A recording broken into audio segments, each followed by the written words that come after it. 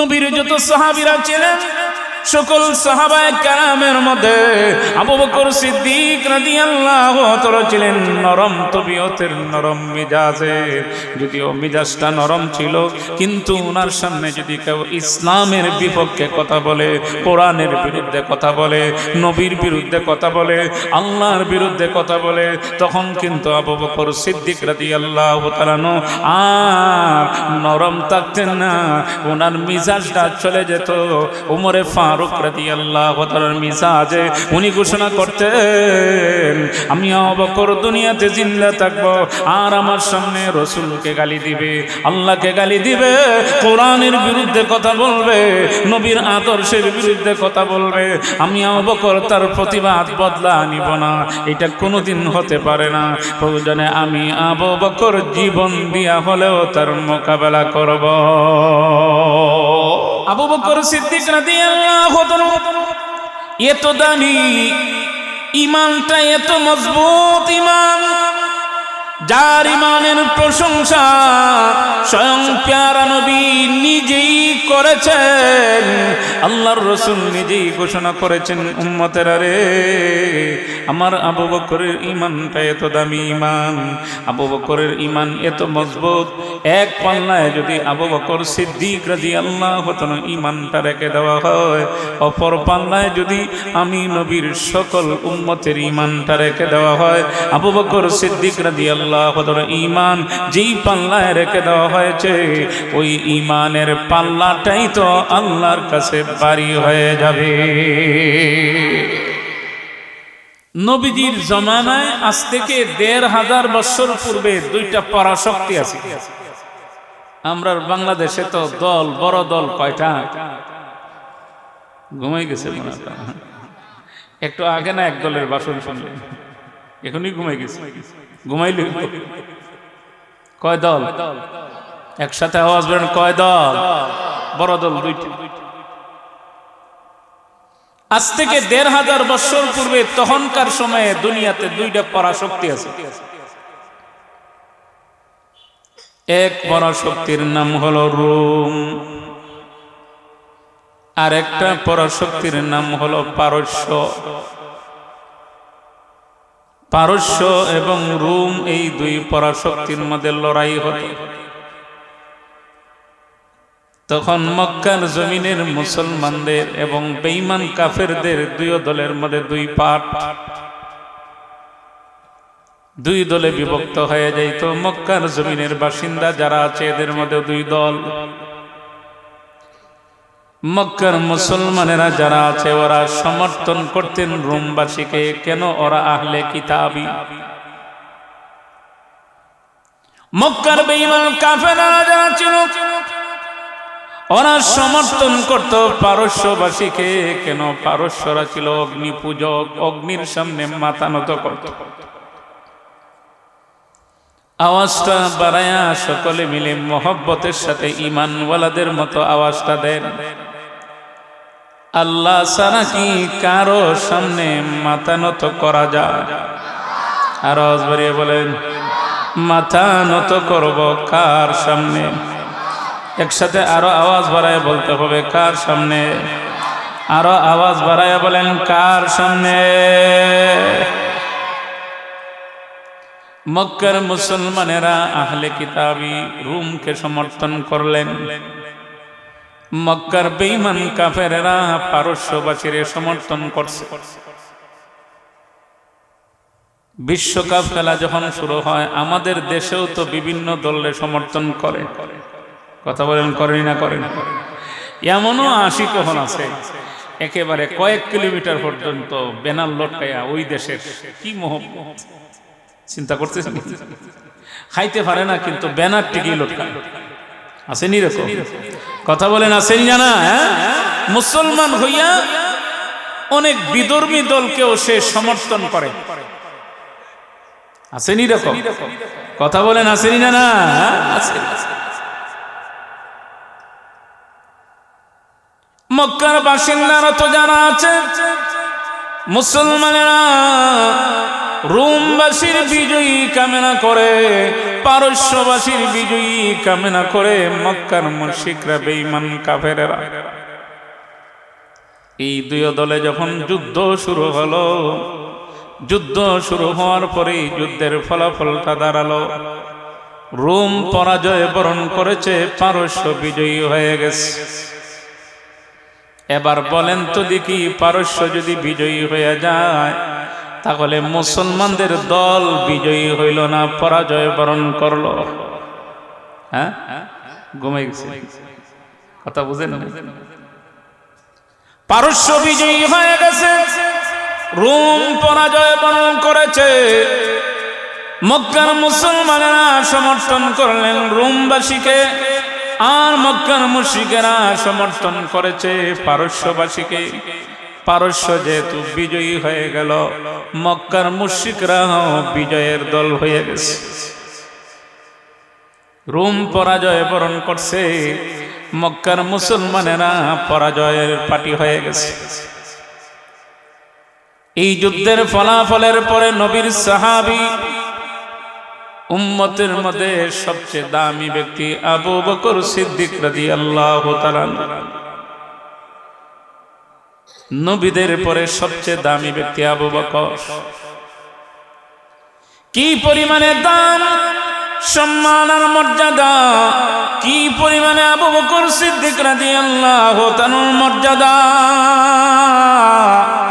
একদিনের ঘটনা, ফারুক আজম রাদিয়াল্লাহু তাআলা, আবু বকর সিদ্দিক রাদিয়াল্লাহু তাআলা, দুজনের মধ্যে বহস শুরু হয়েছে, তর্ক শুরু হয়েছে। কার সম্মান বেশি, মর্যাদা বেশি? আবু বকর সিদ্দিক রাদিয়াল্লাহু তাআলা বলেন, ভাই উমর, আমার চেয়ে তুমি দামি। উমরে ফারুক রাদিয়াল্লাহু তাআলা বলেন, না, আমার চেয়ে আপনি দামি, আমার চেয়ে আপনার সম্মান আর মর্যাদাটা বেশি। আওয়াজ বাড়িয়ে বলেন সুবহানাল্লাহ। একজন আর একজনকে বলতেছেন দামি। আর আমরার মধ্যে এইরকম হইলে দুইজনে লাগলে কার দাম বেশি? আমার যদি কেউ হয় আপনার দাম বেশি, আমি আর পাল্টাইয়া ওই কথা বলবো না যে আপনার দাম বেশি, কি জানি বাইরে জানি। কথা বলেন ঠিক না? কয় আমার দাম কইতাছে, এটাতেই থাকি, এই কথাতেই থাকি। কিন্তু দুজনের মধ্যে তর্ক শুরু হয়েছে। একজন আর একজনের উদ্দেশ্য হলো যে না, আমি দামি না, আমার চেয়ে উনি দামি। উনি কয় না, আমি দামি না, আমার চেয়ে উনি দামি। আওয়াজ বাড়িয়ে বলেন সুবহানাল্লাহ। আবু বকর সিদ্দিক রাদিয়াল্লাহু তাআলার টার্গেট হলো যেভাবেই হোক উমরে ফারুক রাদিয়াল্লাহু তাআলাকে বিজয়ী করায়া দেব, এটাই প্রমাণ করায়া দিব যে আমি আবু বকরের চেয়ে উমরের দাম বেশি, সম্মান মর্যাদা বেশি। আওয়াজ বাড়িয়ে বলেন সুবহানাল্লাহ। এক পর্যায়ে আবু বকর সিদ্দিক রাদিয়াল্লাহু তাআলা বলতেছেন, উমর, মানতে হবে ওই কথাটা, আমার চেয়ে তোমার সম্মান মর্যাদা বেশি, মানা লাগবে। আওয়াজ বাড়িয়ে বলেন সুবহানাল্লাহ। ওমরে ফারুক রাদিয়াল্লাহু তাআলা ডেকে বলেন, আমিরুল মুমিনিন, ঠিক আছে, আমি আপনার কথাটা মেনে নিলাম, আপনার চেয়ে আমার দাম বেশি, সম্মান মর্যাদা বেশি, কিন্তু এমনিতেই নয়, বিনা শর্তে নয়, আমি মানব, এর পিছনে একটা শর্ত আছে। আওয়াজ বাড়িয়ে বলেন সুবহানাল্লাহ। কি আছে? একসাথে আওয়াজ বাড়িয়ে, কি আছে? ওমর বলতেছেন, আমি মানি আপনার চেয়ে আমি দামি, এমনিতেই নয়, এর পিছনে একটা শর্ত আছে। শর্ত লাগাই আমি মানি। লক্ষ্য করে শুনুন কথা, কি শর্ত লাগাইছে? ওমরে ফারুক রাদিয়াল্লাহু তাআলা বলতেছেন, আমিরুল মুমিনিন, আমার শর্ত হলো মক্কা থেকে মদিনায় যাওয়ার পথে আপনি তো নবীজির হিজরতের সাথী ছিলেন, সফরের সাথী ছিলেন, আপনি যে গারে সুরে অবস্থান করেছেন, 3 দিন যে আল্লাহর নবীর সাথে আপনি অবস্থান করেছেন, আমি উমরকে যদি আপনি ওই 3 দিনের সওয়াব দিয়া দেন, আমি উমর আপনাকে সারা জীবনের সওয়াব আমি আপনারে দিয়া দেব। আরো আস্তে করেন সুবহানাল্লাহ। একদিকে কত দিনের সওয়াব, কথা বলে না, কত দিনের সওয়াব, আর অপর দিকে সারা জীবনের সওয়াব। চিন্তা করছে আমিরুল মুমিনিন, আমি রাজি হয়ে যাব, আমাকে যদি ওই গারে সুরে অবস্থান করেছেন 3 দিনের সওয়াব যদি আমাকে দিয়ে দেন, আমি ওমর আপনাকে সারা জীবনের সওয়াব আমি আপনাকে দিয়ে দেব। আবু বকর সিদ্দিক রাদিয়াল্লাহু আনহু 3 দিনের সওয়াব, উমরে ফারুক রাদিয়াল্লাহু আনহু সারা জীবনের সওয়াব। আবু বকর সিদ্দিক রাদিয়াল্লাহু তাআলা বলেন, উমর দুনিয়াতে সব কিছু দিয়া বদলা বদলি চললেও নেকি দিয়া কোনো বদলা বদলি নাই। আওয়াজ বাড়িয়ে বলেন না সুবহানাল্লাহ। কি দিয়া বদলা বদলি নাই? আমরা মাহফিলে জানা আছি, বৈশা কষ্ট করতেছে, হোটেলে যারা চা খাইতেছে, এরা যদি কয় তোমরা সব আমরা দিলাম, আমরা দিব। কথা বলেন দিব? বলে প্রয়োজনে চা আমার পক্ষ থেকে আর একটা খাও, এরপর এই কথা হইব না। কথা বলেন? আবু বকর সিদ্দিক রাদিয়াল্লাহু আনহু এত দামি ঈমানটা, এত মজবুত ঈমান, যার ঈমানের প্রশংসা স্বয়ং প্যারা নবী নিজেই করেছেন। আল্লাহর রাসূল নিজেই ঘোষণা করেছেন, উম্মতেরা রে, আমার আবু বকরের ঈমানটা এত দামি ঈমান, আবু বকরের ঈমান এত মজবুত, এক পাল্লায় যদি আবু বকর সিদ্দিক রাদিয়াল্লাহু তাআলা ঈমানটা রেখে দেওয়া হয়, অপর পাল্লায় যদি আমি নবীর সকল উম্মতের ঈমানটা রেখে দেওয়া হয়, আবু বকর সিদ্দিক রাদিয়াল্লাহু তাআলা ঈমান যেই পাল্লায় রেখে দেওয়া হয়েছে, ওই ঈমানের পাল্লাটাই তো আল্লাহর কাছে ভারী হয়ে যাবে।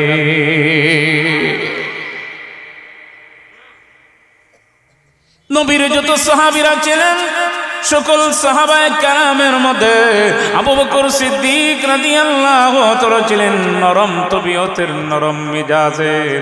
যদিও মিজাজটা নরম ছিল, কিন্তু ওনার সামনে যদি কেউ ইসলামের বিপক্ষে কথা বলে, কোরআনের বিরুদ্ধে কথা বলে, নবীর বিরুদ্ধে কথা বলে, আল্লাহর বিরুদ্ধে কথা বলে, তখন কিন্তু আবু বকর সিদ্দিক রাদিয়াল্লাহু তাআলা আর নরম থাকতেন না, ওনার মিজাজটা চলে যেত উমরে ফারুক রাদিয়াল্লাহু তাআলার মিজাজে।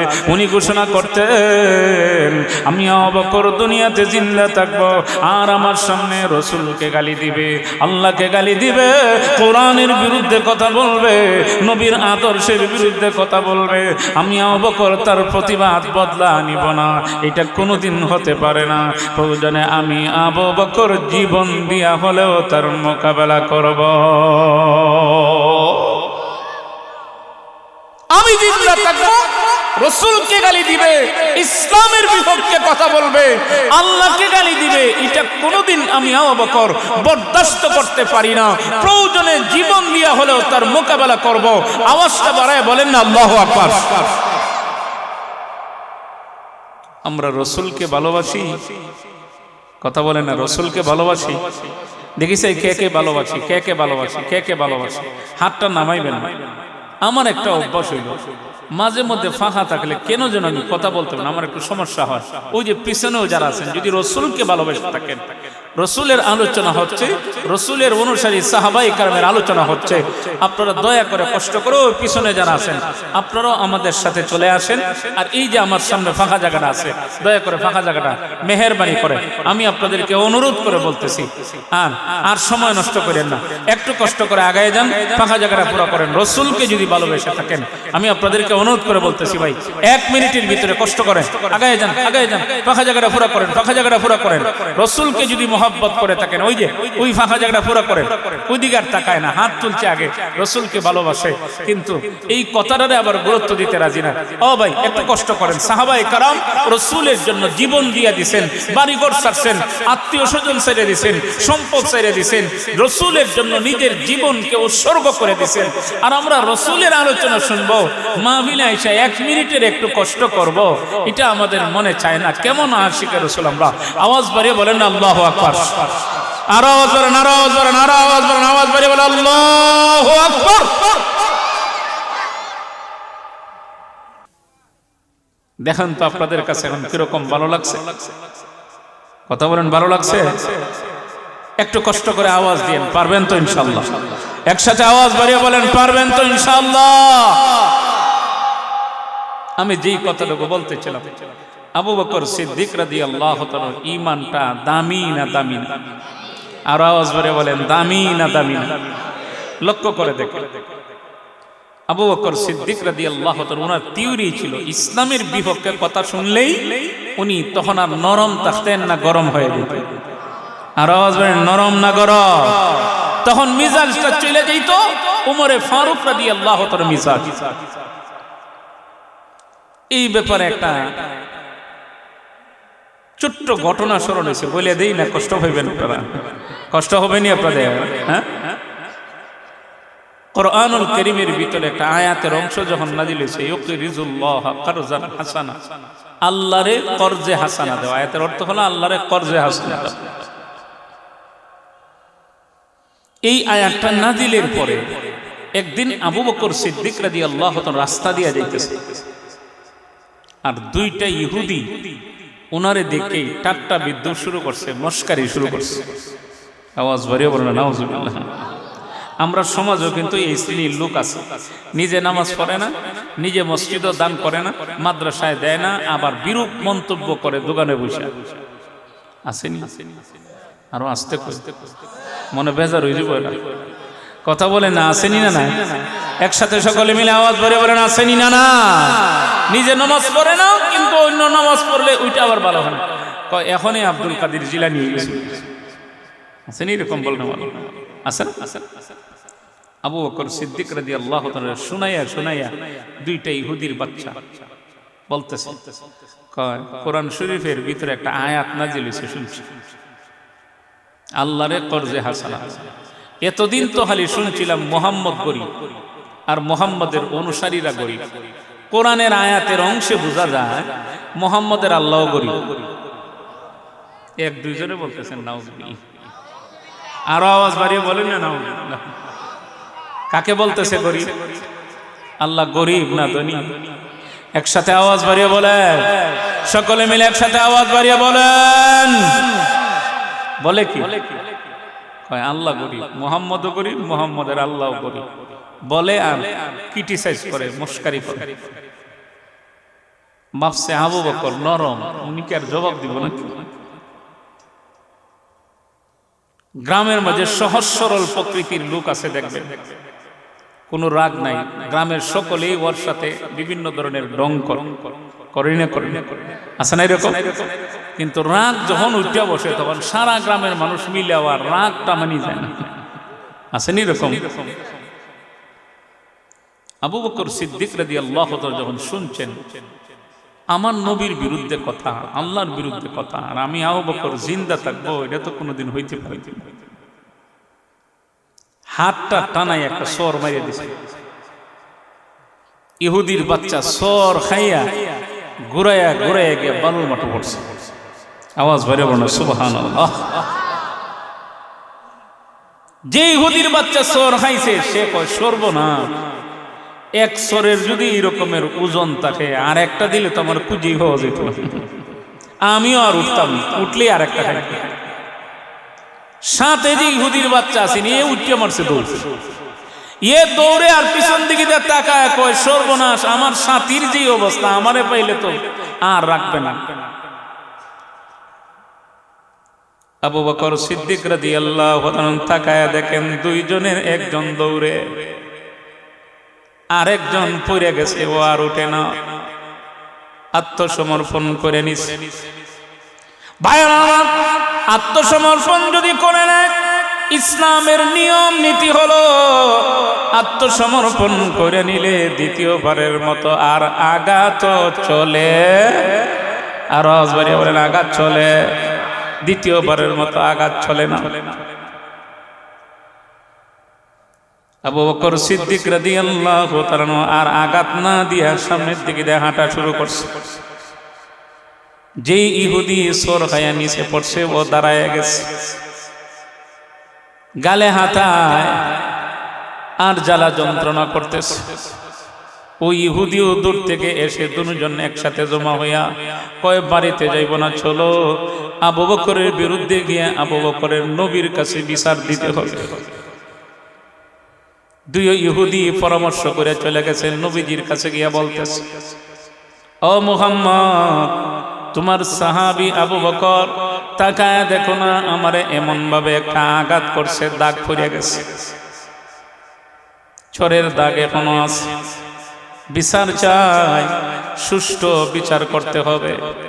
ভাইয়ের আমার প্যারা নবী রাহমাতুল লিল আলামিন লিখে বলেন, ওরে ইহুদি, আমার মনে হয় তুমি মানুষ চিনতে ভুল করছো, নাম অফেস লাগাই দিছো। কারণ তোমারে সর দিছে উমর, আর তুমি নাম অফেস লাগাইয়া বলতেছো আবু বকরের কথা। কারণ অন্যায় দেখলে তো উমরই গরম হইয়া যায়, সহ্য করতে পারে না। আওয়াজ ভরে বলেন আল্লাহু আকবার।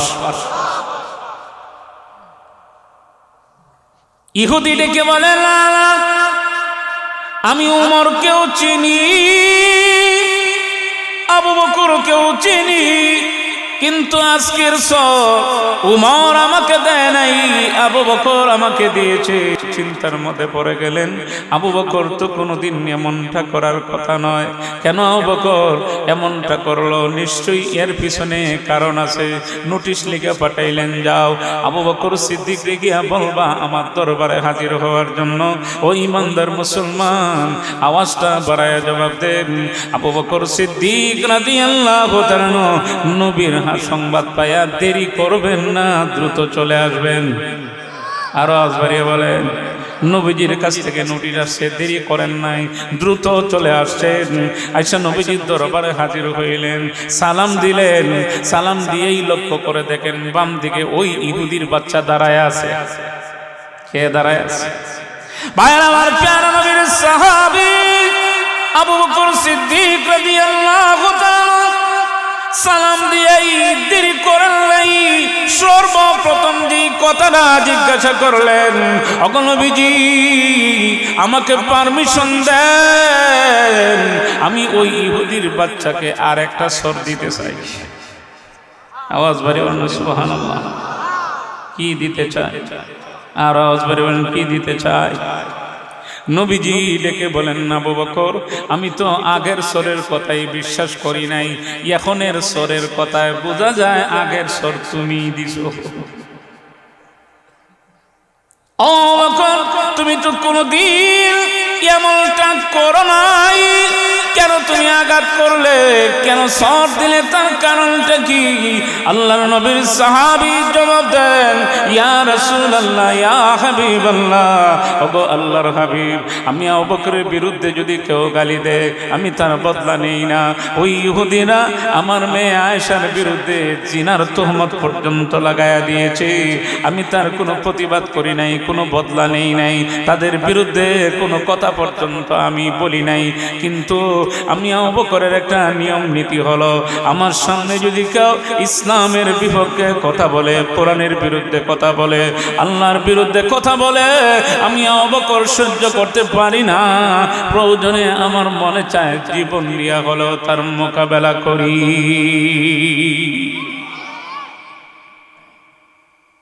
নবীজি বলতেছেন, ওরে ইহুদি, আমারে না গালি দিলে, তাহলে আল্লাহরে কেন গালি দিলে? ইহুদি জানা আছে, এরা মনে হয় সত্য কথা বলার মধ্যে এক নম্বর। ঘুমে গেছেন আপনারা? হ্যাঁ, ইহুদি যত জায়গায় আছে, এরা চায় না কোনদিন মুসলমান এরা ভালো অবস্থানে থাকুক। আরো আসতে কোনটি? আরো আসতে বলেন, আরো আসতে বলে। কারণ এদের টার্গেটটাই থাকে মুসলমানদেরকে পাঠ করো, তার নগদ প্রমাণ। সারা দুনিয়া জুড়ে একটা নীরব বিপ্লব আমল চলতেছে, দাওয়াত ও তাবলীগের আমল। কয় মুসলমান সব এক জায়গায় জমা হয়ে জায়গায়, সারা বিশ্বের মুসলমান জমা হয় বিশ্ব ইজতিমায়। এইটারে পাঠ না করলে হবে না, এখন পাঠ করলে হতো আর এক মুসলমানের খান্দ সোয়ার হওয়া লাগতো। কথা বলেন ঠিক কিনা? আর একটা আওয়াজ বাড়িয়ে বলো। এখন ওই ইহুদিরা সোয়ার হইছে মাওলানা সাদের গারো। কার গারো সোয়ার হইছে? একসাথে আওয়াজ, কার গারে সোয়ার হইছে? সোয়ার হইয়া কয় তুমি ঘোষণা দাও, তোমরা মানলে মানো, না মানলে নাই, আমি বিশ্ব আমির, আমি বিশ্ব আমির। এক কথা বইলে সারা দুনিয়া আগুন লাগাইয়া দিছে। কথা বলেন ঠিক না? আর আওয়াজ বাড়িয়ে বলো। আগুন লাগাইয়া দিয়া ওরা দাবি করে, কয় আমরা কত সুন্দর দাওয়াত ও তাবলীগের মেহনত করতেছি, আলিমরা এরা কি কোনো তাবলীগও যায় নাকি? ওই যে মুখে একটার ভিতরে আছে আর একটা, ওই শয়তানিটা এবার প্রকাশ হয়ে গেছে 2024-এর 18ই ডিসেম্বরে গভীর রজনীতে তাহাজ্জুদরত অবস্থায়, নামাজরত অবস্থায়, ঘুমন্ত অবস্থায় গিয়ে সাদের অনুসারীরা যখন টঙ্গীর ময়দানে আক্রমণ করে 4 জন ভাইকে শহীদ করছে, এইটাই প্রমাণ করে ওদের এই তাবলীগ, এটা তাবলীগ না, এটা সন্ত্রাসী কর্মকাণ্ড। আওয়াজ বাড়িয়ে বলেন, আওয়াজ বাড়িয়ে বলো। ইহুদিরা এখন কার গারে সোয়ার হইছে? একসাথে আওয়াজ বলেন, কার গারে? এজন্যই বাংলাদেশে উলামায়ে কেরাম ঐক্যমতের ভিত্তিতে দারুল উলুম দেওবন্দের ফতোয়ার অনুসরণে উলামায়ে কেরাম ঘোষণা দিয়ে দিয়েছেন দাওয়াত ও তাবলীগের মেহনত চলবে উলামায়ে কেরামের তত্ত্বাবধানে। আরো আওয়াজ বাড়িয়ে বলেন, আরো আওয়াজ বাড়িয়ে বলেন।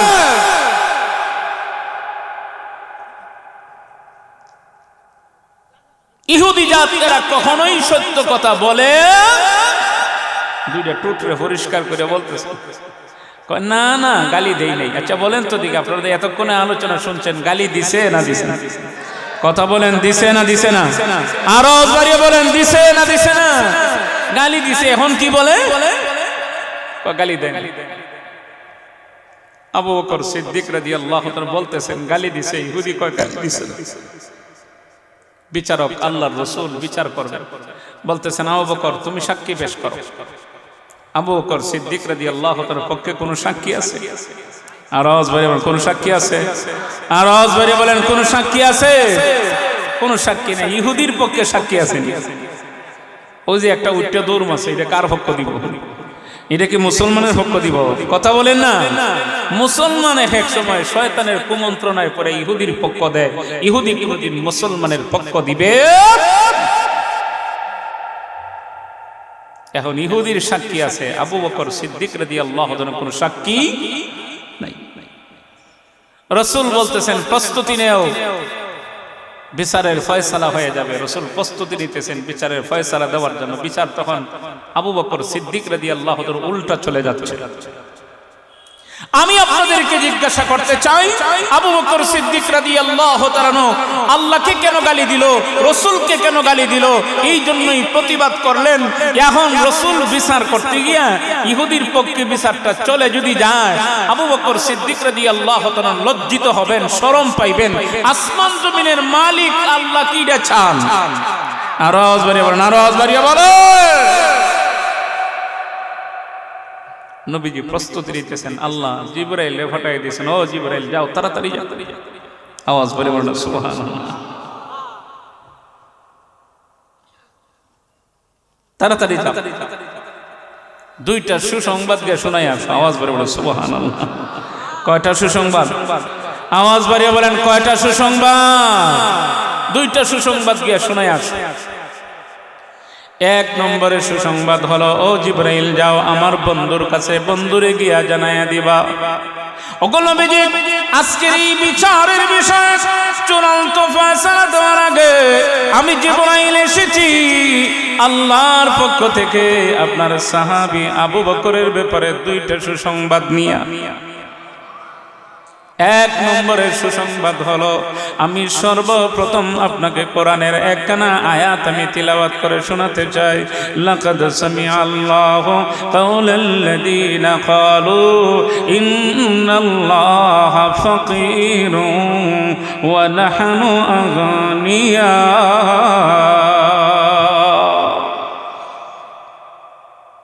আল্লাহ আমারে পাঠাইয়া দিয়েছেন, আমি আপনাকে সর্বপ্রথম ওই আয়াতের অংশ তিলাওয়াত করে শোনাইতাম। যে আয়াতের অর্থ হলো, নিশ্চয়ই নিশ্চয়ই আল্লাহ শুনেছেন এদের কথা যারা বলেছে ইন্নাল্লাহা ফাকির, আল্লাহ ফকির, ওয়া নাহনু আগনিয়া, এবং তারা ধনী। আওয়াজটা বাড়ায় বলেন, ইহুদিরা এই কথা বলছে না বলছে না? আর আওয়াজ বাড়িয়ে বলেন।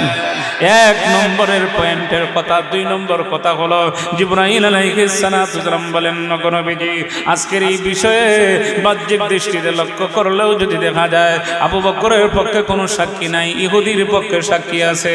আল্লাহ আমাকে পাঠায়া দিয়েছেন, আমি আপনাদের জানায়া দিতাম স্বয়ং আসমান জমিনের মালিক আল্লাহ আবু বকর সিদ্দিকের পক্ষে সাক্ষী হয়ে গেছে।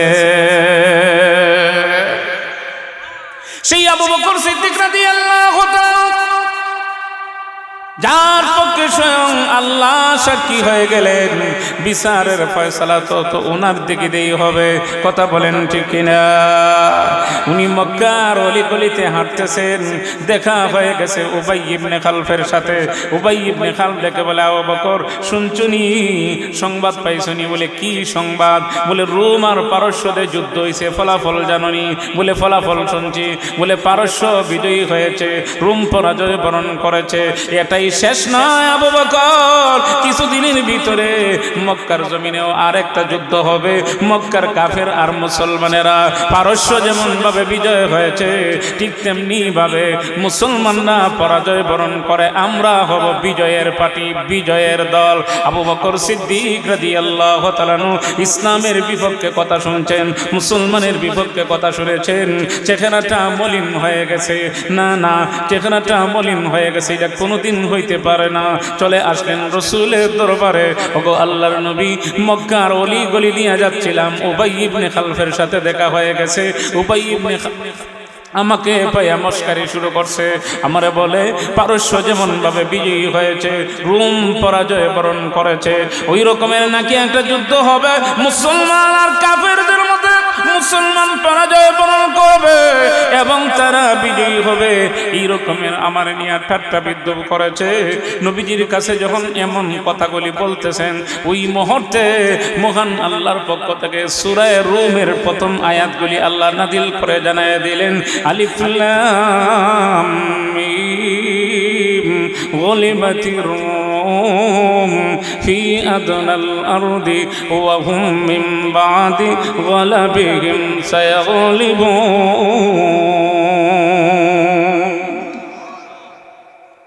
আল্লাহ সূরার প্রথম দিকে আয়াতগুলি নাযিল করে জানায়া দিয়েছেন, ওগো নবী আপনি জেনে রাখুন সেই দিন বেশি দূরে নয়, আর একটা যুদ্ধ হবে। সেই যুদ্ধের ময়দানের ফলাফল দাঁড়াবে, আগে তো পারস্য বিজয়ী হয়েছে, রোম পরাজয় বরণ করেছে। এখন যেই যুদ্ধ হবে, ওই যুদ্ধের ময়দানের ফলাফল হবে পারস্য পরাজয় বরণ করবে, রোম বিজয়ী হয়ে যাবে।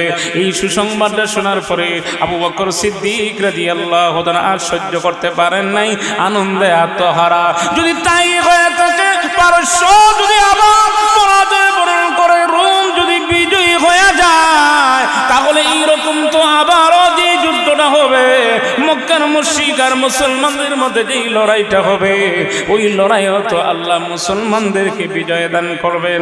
আনন্দে আত্মহারা ওই সুসংবাদটা শোনাইয়া দেওয়ার জন্য, দাঁত ভাঙা জবাব দেওয়ার জন্য আবু বকর সিদ্দিক রাদিয়াল্লাহু তাআলা সুজা চলে গেছেন ওই মক্কার গলির ভিতরে গিয়া, যেখানে উবাই ইবনে খালফের সাথে দেখা হয়েছে। উবাই ইবনে খালফের সাথে দেখা হওয়ার পরেই বলতেছেন, শুনছনি খবর? কোরআনের আয়াত নাযিল করে আল্লাহ জান জানায়া দিয়েছেন আরেকবার যুদ্ধ হবে, সেই যুদ্ধে পারস্য পরাজয় বরণ করবে, রোম বিজয় হবে।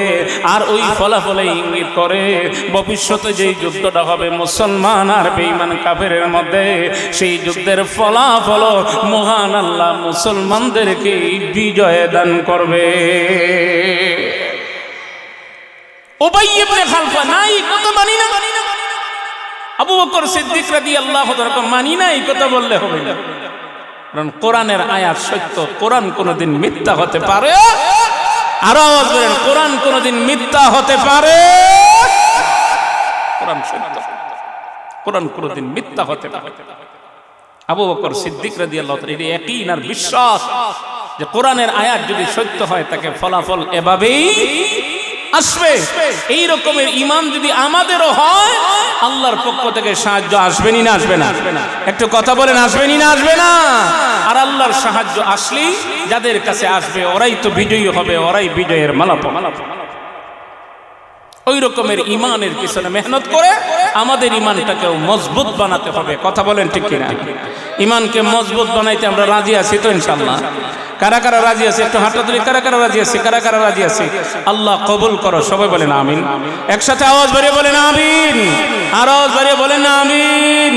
মাশাআল্লাহ, হাতটা নামান। আমি আর কয়েকটা মিনিট আপনাদেরকে একটু কষ্ট দিব না? কষ্ট হইতেছে আপনাদের? প্রধান অতিথিও আসছেন, উনি আলোচনা